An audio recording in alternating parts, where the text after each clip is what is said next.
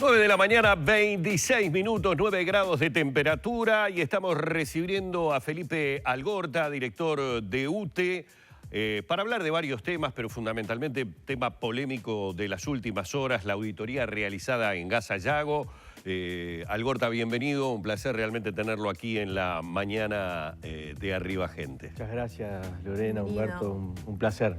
Bueno, recordemos que Felipe Algorta es director de UTE en representación del Partido Nacional. Para entrar derecho en la situación, hubo una nota de hace algunas horas atrás realizada en Radio Sarandí a Raúl Sendic y justamente estaban los números fresquitos de lo que había dejado la auditoría de Gas Sayago. Más allá de lo que también vamos a estar hablando, porque hubo una nota con el ex vicepresidente de la República y senador Danilo Astori, el contador Danilo Astori, que reconoció como una mala inversión o una mala decisión. Pero hubo algo puntual en lo que de alguna manera se desacreditó por parte de Sendic la seriedad que podía tener la empresa que llevó adelante la auditoría. Y eso surgió a partir de que aparecían clases de piano, que obviamente al escucharlo de esa manera como que hace un ruido, como si yo dijera clase de ballet, y él corrige y dice no, es tan poco seria la auditoría que no se dieron cuenta que era pianc, que bueno, aparentemente tiene que ver con algo que sí competiría a la empresa. ¿Qué fue lo que pasó ahí?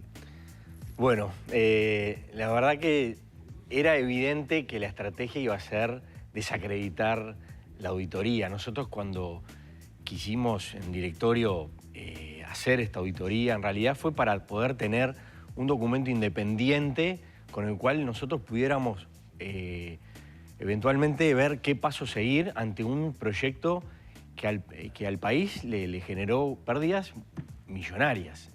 Entonces, se llamó a licitación, se presentó esta empresa, que fue la que finalmente salió adjudicataria, y empezó a trabajar.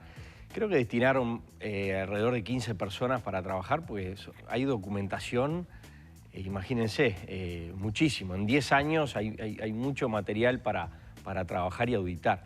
Y efectivamente empiezo diciendo que fue una auditoría. No habrá sido una auditoría contable como es lo general que se ve, pero sí era una auditoría de gestión, sobre 14 puntos que el directorio por unanimidad además votó, porque nosotros en realidad no queríamos saber tanto los números que ya más o menos se sabían porque justamente Gas Sayago era una firma auditada por otra empresa en lo contable, pero sí queríamos saber cuando se tomaron las grandes decisiones, ¿por qué se tomaron? ¿Qué documentos respaldaron? Eso fue lo que nos entregó la empresa Price y que obviamente estamos conformes con ello y es lo que ha generado el debate. Puntualmente lo que habla Sendic, en realidad no decía clase de piano, decía membresía piano.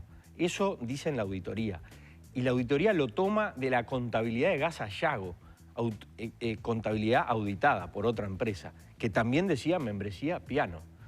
Es decir, que es algo que no descubre, digo esto entre comillas, esta auditoría. Ya estaba presente y lo toma de la misma forma. Como tomó otros rubros, sí, varios, viajes, etcétera. O sea, el capítulo 13 que yo a veces hago referencia, que son esos gastos que han indignado las clases de gimnasia laboral y habilidades blandas y maestrías por miles de dólares que obviamente eso se perdió porque la gente esa que ya no está, no estuvo en el Estado porque estaba en Gas Sayago, que era una empresa privada, pero se pagó obviamente con recursos públicos porque era 100% pública la inversión en Gas Sayago. Entonces, claro, se quiere desacreditar como que la firma auditora fue la que cometió ese error y no es así. Entonces, incluso, ¿quién lo cometió ¿una ese error? auditoría o un informe? Porque también después surgió la información desde la propia empresa diciendo que había sido un informe y que faltaba información. No, fue una auditoría de gestión. Así fue licitado y así la empresa lo que dice es no fue con los procedimientos de auditoría comúnmente conocidos como los de contabilidad, sino que nos fuimos directamente a lo que UTE nos pidió. Y lo que UTE pidió fueron abarcar esos 14 puntos que además fue votado por el directorio, por todo el directorio. Porque, insisto, queríamos saber desde pe a pa, desde el inicio, en primer lugar, por qué se hizo, por qué se llevó adelante, qué era lo que respaldaba.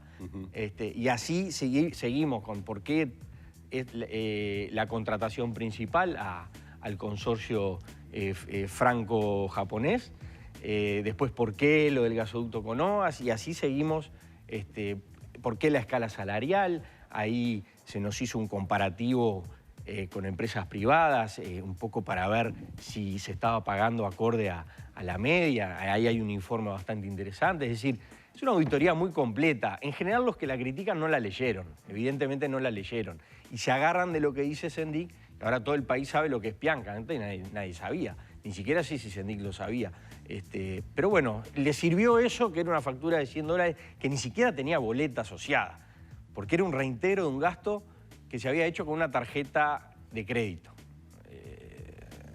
Esa utilización de las tarjetas de crédito ya tiene un capítulo en este país. En esa comparación salarial, ¿qué datos arrojó el estudio? Y bueno, que estaban bastante por arriba del promedio, sobre todo a nivel de la gerencia general. Hasta el 2015, el gerente general de Gas Sayago, que llegó a tener prácticamente 2 gerentes generales, uno titular y otro adjunto, pagándose casi que lo mismo. En un momento creo que eran $16.000. Estaba dentro del 20% de gerentes generales mejores pagos del país. Gas Sayago, una empresa, insisto, privada, pero con capitales 100% públicos. Que esa es otra cuestión que nos preguntamos. ¿Por qué se hizo una empresa privada? ¿Por qué? Y eso también está en el capítulo 3 y también se establece allí que no hay informe que respalde el porqué de haberlo hecho de forma privada. Las declaraciones del contador Danilo Stori, tomando en cuenta que o bien era ministro de Economía o bien era vicepresidente cuando se tomaron muchas de las decisiones, ¿le aclara algo o lo confunde aún más en cuanto a si eran tan malas las decisiones que se tomaron en su momento, como lo reconoce ahora como una mala decisión, ¿por qué no se echó mano de otras posibilidades, otros recursos? Tal vez era lo único que podíamos hacer, y cuando digo podíamos, digo como país, para tratar de salvar lo ya invertido. Capaz que fue una buena decisión el tratar de darle un impulso, ¿no? Frente a algo que veo que se me muere, pero que ya invertí y que tengo, bueno, vamos al último esfuerzo para que esto pueda llegar a salir adelante. Mirá, está bueno lo que decís porque nosotros criticamos ya de arranque por qué se hizo la inversión. Ya de principio se sabía que eso no era viable por ningún lado. Pero hubo etapas que se pudo haber dicho, bueno, cerramos. Por ejemplo, en el 2015, cuando se cobra una garantía de $100 millones. En lugar de decir, bueno, cobramos esa plata, pagamos todo lo que hay, perderemos algunos millones, que no es menor, pero cerramos el tema, le ponemos una tapa, porque además paralelamente se estaban haciendo el parque eólico enorme que hoy tenemos y que, como dice bien Astori, se le está vendiendo, tenemos excedentes y se venden al exterior. O sea, no tenía razón de ser esa regasificadora. Entonces, en ese 2015... Supuestamente estaba el compromiso de Argentina de comprar. En ese 2015 se pudo haber cerrado y no se hizo. Se gastaron $100 millones más. O sea, esos $100 millones que pudieron haber servido, se gastaron. Entonces terminamos gastando más de 213. El 213 es de piso. Respecto a lo de Argentina, esa es la prueba de que esto no tenía viabilidad ninguna. Ya desde el 2007 se venía hablando con Argentina, primero con una interconexión con Bolivia, que Bolivia mande el gas a través de Argentina. Eso sería lo más razonable, porque hay una serie de gasoductos en el país que pueden transportar ese gas. Eso no pasó. Después empezaron a hablar y se firmaron documentos con Argentina. Kramerman firmó con Julio De Vido. ¿Recuerdan Julio De Vido? Sí, ¿Quién sí, es, sí, no? sí. En ese momento era ministro de Energía en Argentina. Firmaron un compromiso de que se haría la regasificadora y cada país consumiría 5 millones de metros cúbicos de gas por día. Ya 5 millones para Uruguay era un disparate, pero igual, supongamos que damos por bueno que después, en fin, se podían hacer otras cosas con el gas y demás, como lo habla un informe del 2013 de Ramón Méndez. Ese proyecto, después Argentina se baja. En determinado momento dice, ya está. Recuerdan los problemas geopolíticos, los Kirchner, Mujica, que eran amigos, que después se peleaban, en fin, era una cosa media complicada. La realidad es que Argentina nunca se subió y Uruguay siguió. Y el propio Mujica lo dice, vamos y vamos. Si con Argentina o sin Argentina, vamos igual. Y vamos igual implica, hacemos la regasificadora que teníamos planificada con Argentina arriba. O sea, íbamos, es como decir, en el Uruguay consumimos un carguero petrolero por mes, pero vamos a comprar 3. Total, compramos 3. Y después vemos qué hacemos con lo otro. Pero no es así, es un agujero para el Estado, es un daño patrimonial. La diferencia que yo tengo con Astori es que no fue un error.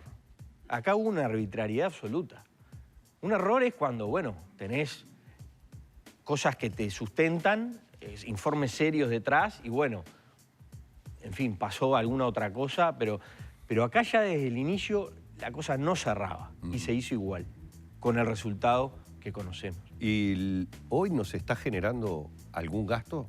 Sí, hoy sigue generando gastos de mantenimiento de esa empresa abierta. Por ejemplo, el otro día estuve en el Obrador, hay vigilancia que se paga porque hay mercadería allí que todavía no se ha podido retirar. Hay honorarios de 2 liquidadores, hay honorarios de estudios jurídicos que están llevando adelante juicios que todavía mantiene Gas Sayago. Estamos pagando, digamos, cuando decimos, digo para explicarle a la gente, perfecto, la palabra liquidadores, o sea, estamos pagando todavía de repente a gente que está organizando la empresa como para ir cerrando frentes. Y sacar los pilotes del Río de la Plata que lleva una buena punta. Eso es una previsión que hay de 8 millones de dólares que eventualmente se gastarán o se gastará menos o no se gastará. Eso es parte de la decisión que en algún momento habrá que tomar. Pero mensualmente, si yo hablo, yo por ejemplo tengo más o menos una idea de lo que gasto en la UTE, ahora se viene... ¿Te pasaste al plan inteligente? Julio y agosto. ¿Te tenés que pasar al plan inteligente? No, lo estoy estudiando porque vi que da muy buenos resultados. Ahí va. Ahora bien hecha bien pasado el chivo. ¿Cuánto por mes estamos todavía aportando para...? Lo que se estima son 3 millones de dólares por año que se gasta con la sociedad abierta. Hay también gastos con el puerto, porque se le paga por esa zona que todavía no fue despejada. Hay gastos con economía, con DGI, nosotros tenemos un gasoducto que se hizo de 12 kilómetros que costó 55 millones de dólares que se le pagó a OAS, la empresa brasileña, que va, como dice mi compañero de directorio Enrique Pesbot, va de la nada a la nada. Es un tubo que se enterró, que se hizo, pero que no sirve. Y por eso se paga impuesto al patrimonio. Es decir, vos podés decir, bueno, pero le pagás al propio Estado. Bueno, pero la empresa no fue creada para gastar y pagarle al Estado. Eso, de alguna manera, la solución que está en carpeta es esa ley de liquidación que está en el Parlamento y que el Parlamento lo va a estudiar en breve. ¿La investigación cómo sigue? Nosotros contratamos a un experto en temas penales, como el doctor Jorge Barrera. Dentro del informe de UTE nos solicitaba hacer esta contratación, porque esto no es sencillo, no se trata de llevar la auditoría y decirle, tome fiscal, manéjese. Nosotros, la responsabilidad nuestra no es solo enterar al fiscal, sino decirle por qué entendemos que ahí hay arbitrariedades absolutas. ¿Encuentran hechos con apariencia delictiva? Sí, los encontramos. Desde la génesis de esto, de empezar este proyecto. Es como decir, subite a este ómnibus que te vas a dar contra el muro, subite, y te subís y te das contra el muro. Entonces, digo, tú ya sabías que iba a pasar eso.